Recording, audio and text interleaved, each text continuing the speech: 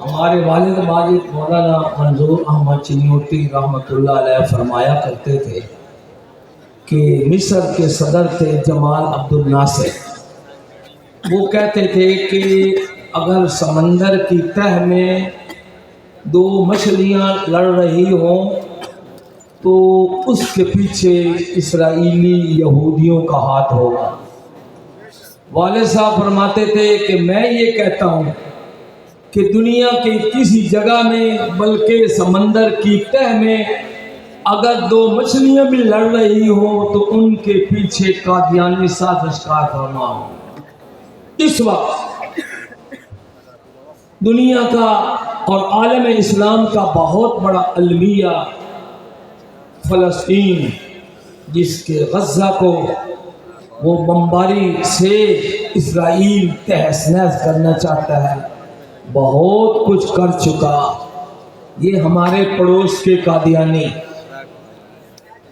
چند سال پہلے کا ایک مکالمہ ہے کہ یہ قادیانی الجزائر کی حکومت کا تختہ الٹنے لگے. وہاں کی حکومت کو پتہ چلا، ایک کلپ آیا میرے پاس مکہ مکرمہ سے، وہ میں نے دیکھا سنا، تو وہاں کے کوئی اسلامیات کے پروفیسر تھے، ان کے پاس قادیانیت کی کچھ معلومات تھی. وہ جب معلومات شیئر ہوئی تو اس قادیانیوں کی ترجمانی جو الجزائر کی حکومت کا تختہ الٹ رہے تھے، ان کی ترجمانی، ان کی صفائی اور ان کے دفاع میں جو شخص بولا ہے اس کا نام ہے محمد شریف عودہ. وہ حیفا اسرائیل کا رہنے والا ہے، قادیانیوں کا سربراہ. یعنی آپ یہ کہیں کہ اسرائیل میں بسنے والے جو قادیانی ہیں، چاہے وہاں کی فوج میں شامل ہیں یا ویسے سویلین لوگ ہیں، ان کی قادیانیوں کی جماعت کا جو امیر ہے اس کا نام ہے محمد شریف عودہ. اس کے گنڈے اور بدماش جو الجزائر کی حکومت کا تختہ الٹ رہے تھے اور وہاں کی حکومت نے ان کو کنٹرول کیا، قبضے میں کیا، تو ان کو چھڑوانے کے لیے اسرائیل میں بیٹھا ہوا محمد شریف عودہ وہ میدان میں آیا اور ٹی وی کے اوپر آن ایئر وہ گفتگو ہوئی. اپنے آپ کو وہ سچا اور بے گناہ ثابت کرنے کی کوشش کرتا رہا.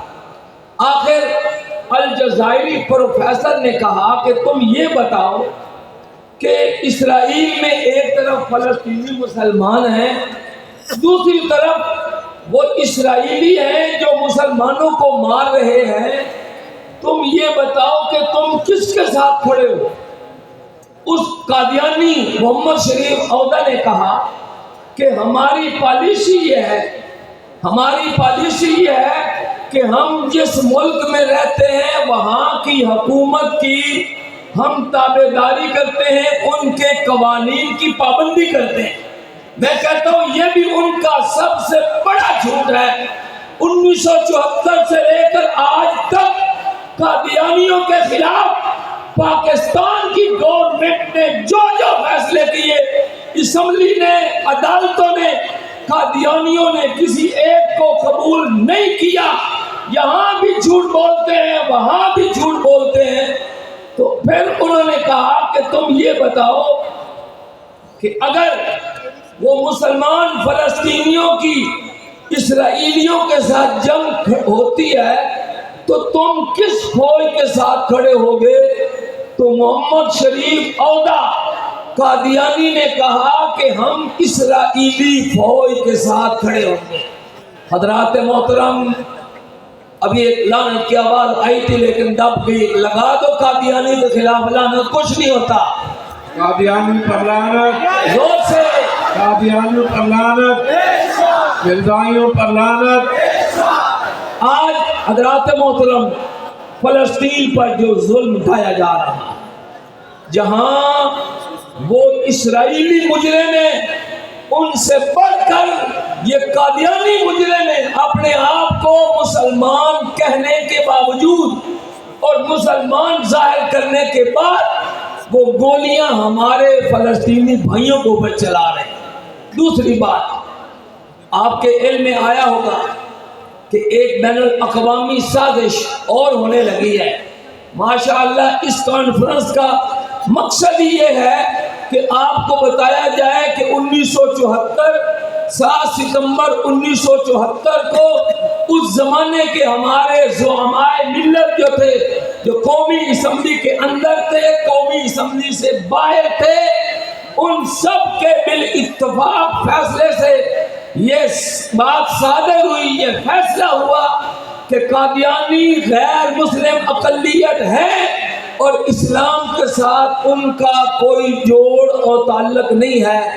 حضرات محترم، قادیانیوں کو 5-7 سال بعد 8-10 سال بعد پھر کوئی مروڑ اٹھتا ہے اور ان کی کوشش ہوتی ہے کہ وہ 1974 والی جو قرارداد ہے، ایک تو ہمارا مطالبہ یہ ہونا چاہیے کہ ہم آج تک اس کو قرارداد ہی کہتے ہیں، اس قرارداد کو پاکستان کے آئین کا حصہ ہونا چاہیے، تائید کرتے ہیں اس قرارداد کو اب قرارداد نہیں رہنا چاہیے، پاکستان کے آئین کا اور قانون کا حصہ ہونا چاہیے، ٹھیک ہے، تائید کرتے ہیں۔ لیکن اب المیہ یہ ہے کہ بین الاقوامی سازش ایک آ رہی ہے، وہ کہتے ہیں کہ یہ جو آپ کا فیصلہ ہے، قرارداد ہے، اس میں آپ نے قادیانیوں کو جو اقلیت لکھا ہے، اقلیت کا معنی تھوڑے، اکثریت آپ یہاں ماشاءاللہ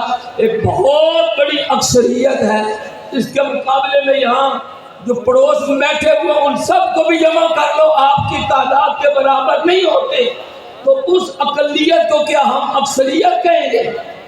لیکن آج ایک بین الاقوامی سازش چل رہی ہے کہ وہاں اس قرارداد سے اقلیت کا لفظ ختم کر دیا جائے۔ آپ بتائیں کہ وہ اقلیت کا لفظ رہنا چاہیے یا نہیں رہنا چاہیے؟ جو کہتے رہنا چاہیے ہاتھ کھڑے کر کے زور سے نعرہ تکبیر۔